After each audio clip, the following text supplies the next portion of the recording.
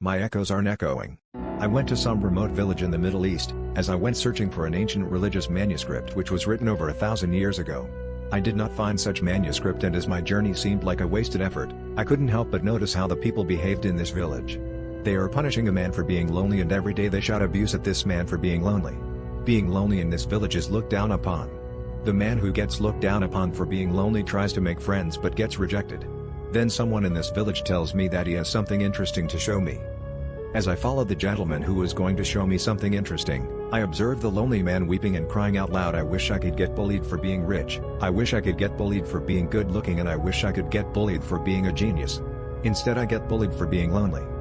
The nice gentleman who was helping me make sure that my journey isn't wasted by showing me something interesting, he took me to some cave. It was really echoey and I couldn't see how special this cave was. The man kept shouting inside the cave and there was an echo, but it took time for me to really see why this cave was different. When I shouted out a word inside this cave, I expected the same word to be echoed, but a completely different word had echoed throughout the cave. This completely weirded me out and I kept on shouting words and sentences, but the echo had echoed out something completely different. This was amazing and terrifying at the same time. Echoes are supposed to be mirrors for the voice, but the words I shouted out weren't the ones that were being echoed throughout the cave. That night I couldn't stop thinking about it. Next morning I could hear laughing inside the cave, and as I went to check what was going on, I froze in fear.